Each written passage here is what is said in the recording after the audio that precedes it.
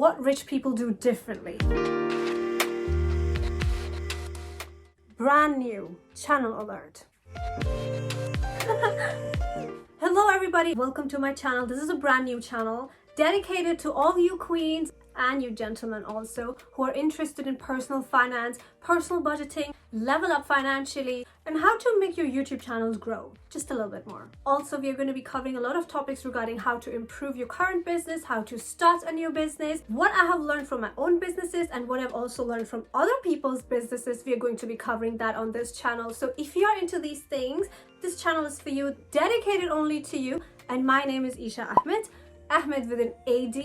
And now let's get into the video. But tell me, does the concept of rich people sound very foreign to you? Trust me, they're not from another planet. In fact, you could be living right next to one. Who knows? Ever heard of the book The Millionaire Next Door? I love that book, by the way. Link is given in the description. Go take a look. Get it from Amazon. Thank me later, and you're gonna love that book. So let's get into the video and discuss what do these rich people do differently than the rest. Point number one, they are very self-critical and self-analysis is their drill. They don't take their life or their time too easily. And that means they don't take the 24 hours that they were given in a day for granted. They take care of those 24 hours they have in a day. Self-reflection and self-analysis is their thing. From Jeff Bezos to Gary Vee, one thing they do have in common is that they know their weaknesses and they know their plus points. And you can't know all that about yourself if you're not self-critical sometimes. You have to be hard on yourself sometimes just in order to know these things. The rich have this innate ability to call out themselves when they suck at things. So yes, they can be very hard on themselves, which is also the reason why they keep developing without a comma or a full stop. Point number two, they're very laser focused on one task at a time. I know, you have been told to multitask all your life. I know, it has become this cool thing to be multitasking, but think about it, where did that actually come from? Let's see. A brand new mother who has to feed her child was told to multitask in order to get her task complete in a day at work.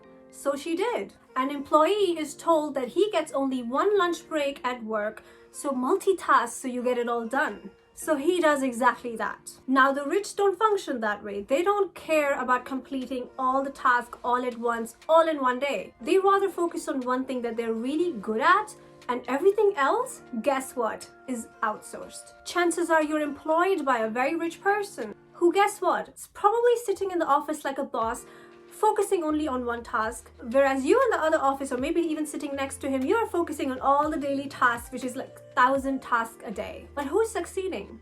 It's not you. So maybe let's just stop taking pride in multitasking that much. Just saying. Focus on one objective at a time and you might see yourself succeeding a lot more. And really get into it and see your mindset shift. Point number three, the rich don't consume content like it's pizza. Whether it's books, articles, blogs, videos, documentaries, series, movies, or general content on social media. They don't consume it like it's pizza and pasta. They choose what they want to read, watch, or hear. So they're very intentional with what they do. You know why? Because they know in order to succeed, they cannot feed their mind with junk. And let's be honest, modern day social media is kind of like the modern day version of junk food. If you're eating junk food, and on top of that, you're feeding your mind with some more junk food, what happens? Exactly, you stay on the couch chilling and Netflixing as you eat pizza. No matter what type of content it is, we all know it can either feed your mind with some really useful information, a lot of wisdom if used correctly, or it can just give you a lot of junk, kind of like entertainment, which at the end of the day is not very useful for you. Because it does work like junk. When you eat junk, you are full, you have eaten.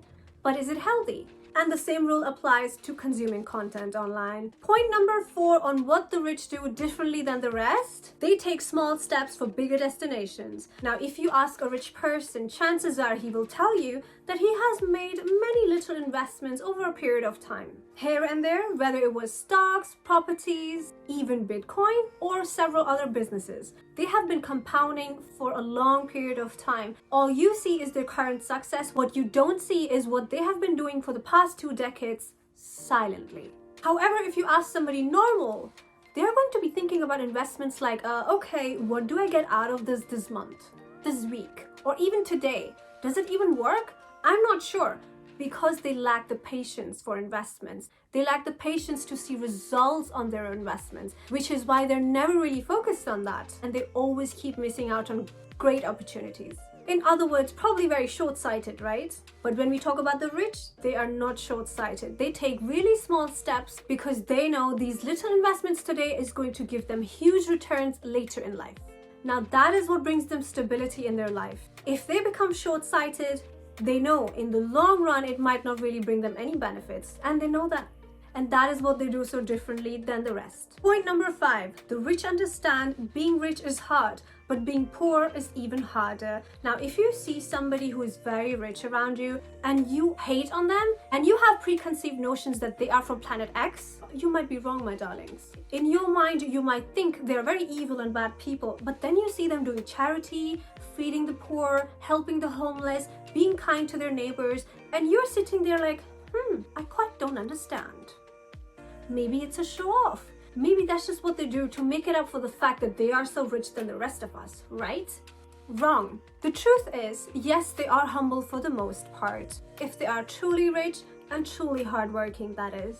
Because they have worked so damn hard and they keep on working so hard to keep up with that status that they have. They are humble, and guess what? They see all the rest of you with a lot of sympathy. And of course, they understand that being poor is very hard. If they have worked very hard to be rich, they probably do understand your struggle. They probably also do understand how it feels like being poor.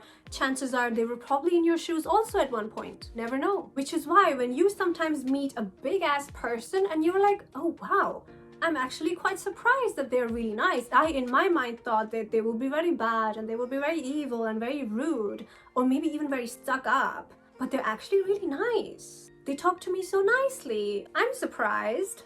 Even though they might be kind, but don't get it twisted. They are also very serious and very stubborn and very focused and very bossy and very intimidating when they are probably in their office trying to get some work done. Which is why they are where they are, and they're really good at censoring out people.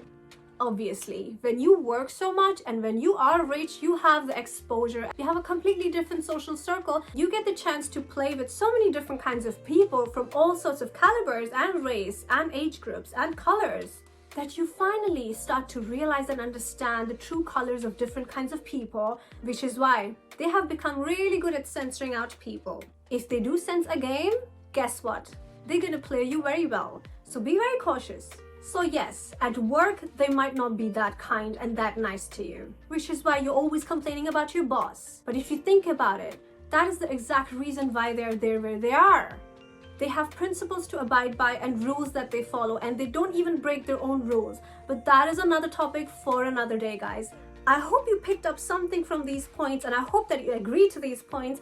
Whatever your experience has been like, write it down in the comments. I would be interested to actually know your experience meeting with the rich or researching about the rich, or even if you are one, tell me you agree with these points, because there's no way on earth you can't agree to this. Guys, thank you for watching this video. Until my next video, take care of your finances, take care of your budgeting, and keep leveling up your mindset and your skill set. And we'll be back next week with another very useful video for you guys. Whatever topics you might want me to cover, maybe let me know down in the comments below. And of course, if you like, I wouldn't mind if you subscribe to this channel. I'm happy to have you here. Now, Isha has to go and focus on being rich myself. Until then, take care of yourself. Oh, and don't forget to follow me on Instagram.